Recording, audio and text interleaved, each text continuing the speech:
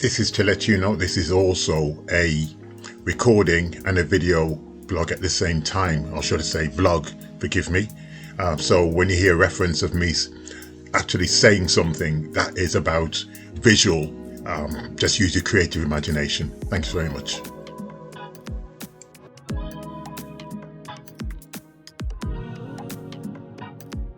Hi, and welcome to Marshall's first attempt at doing a podcast and video upload as well. You can see behind me my t-shirts that I've had done, which are available online as well.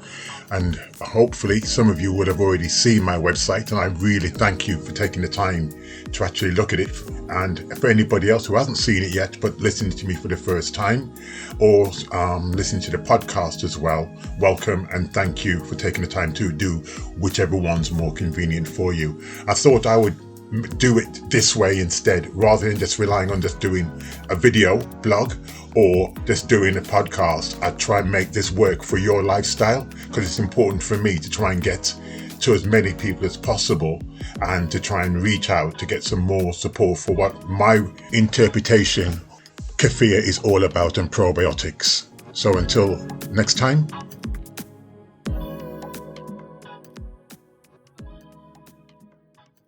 Hi, and welcome to my podcast about probiotics and kefir probiotic, the main one which I use and I have been using for many years. Basically, my success, or I believe the majority of it, has been that I've taken care of my gut health. I've always been aware of what I'm eating, what my body's reaction will be to it, and what I will try and get out of it by doing it as well.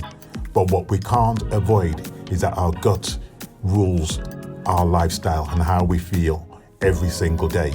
If our gut isn't feeling well, upper and lower, you just have a bad day, and it affects your mind, mindset, everything else. So food is important, how we eat it, when we eat it, and what we want to get out of it. Nothing wrong with bad food if it's only done occasionally, but good food is what we should be all about.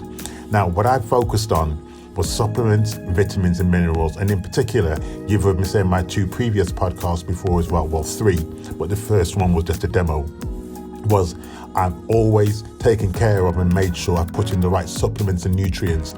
I've never wholly relied just purely on food, because it means either volume of food or not eating enough of what I like to eat. So I substitute some of that volume for having supplements and nutrients, and one of the main ones that I have is probiotics, and the main one of that is kefir. Kefir is one of the oldest known probiotics.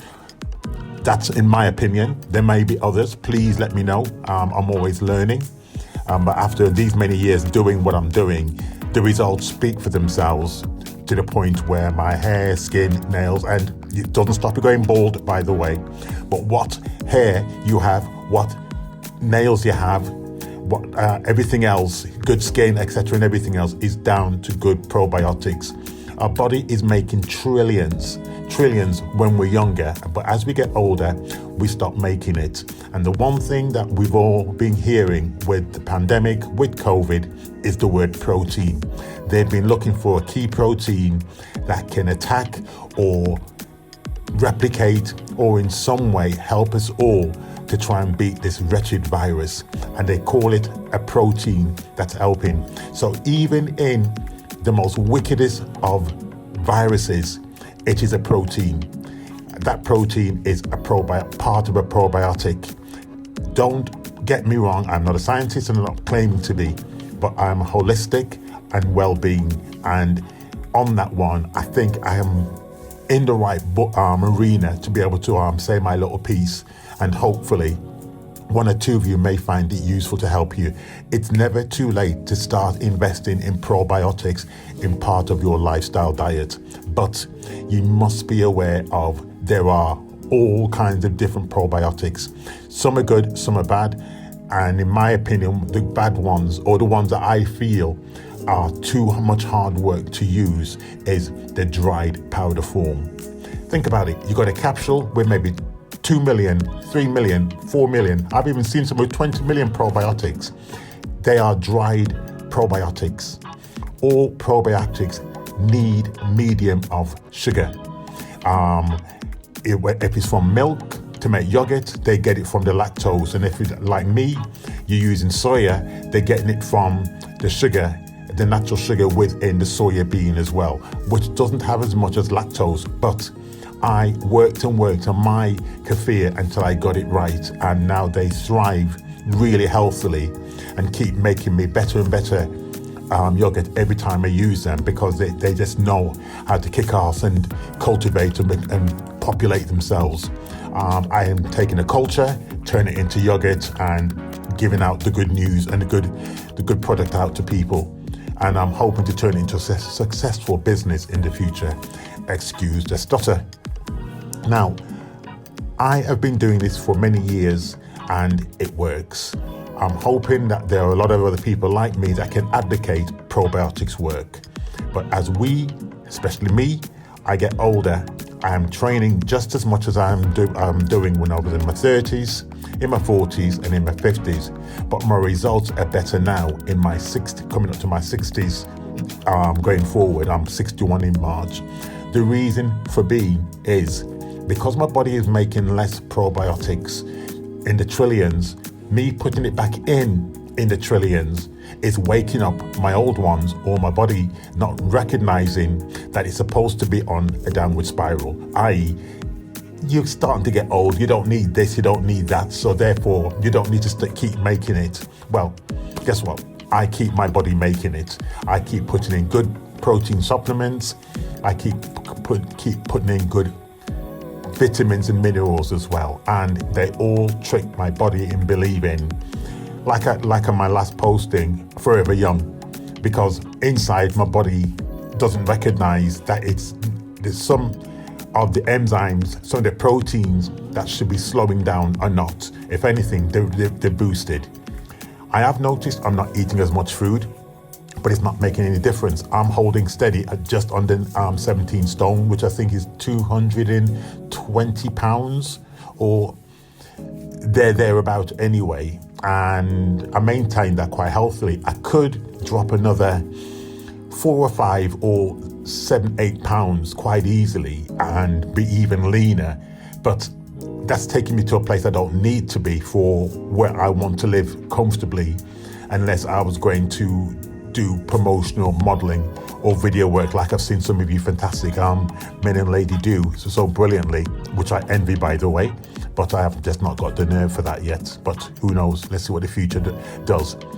Maybe as I get older, I won't be quite so conscious of not wanting to do it. Anyway, probiotics, it works. It's brilliant. Kefir is amazing. You can buy it from all health food shops, and you can buy it in most good supermarkets. Well, they're all good. And kefir is even better when you make it yourself, or you can learn to make it. It's very, very difficult to look after. And when you do know how to look after it, it grows so quickly, and you cannot afford not to look after it. It requires attention. It only takes a few days for soya yogurt to become yogurt, and for milk it does it in a case of overnight. But where I do mine differently, which I'm not going to reveal because I want to make a good business out of it, is I found a way to actually make mine survive without any degradation to its quality, and by using soya plant-based milk as well. I'm not reliant on lactose within milk, which if you leave it out overnight, well, you know what the consequences are. Then you put it in the fridge, you've only got a few days in which to use it, because it's already been started to break down its own proteins. But the taste, because it's a yogurt, takes on that Greek yogurt flavor, which is what it's supposed to be, because it's been fermented.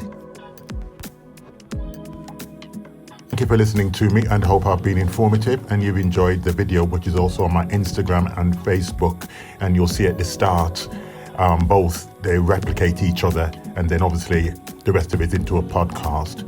Anyway, without further ado, thank you very much, and take care and be safe, and I will do another podcast very soon. I'm getting better at doing it now.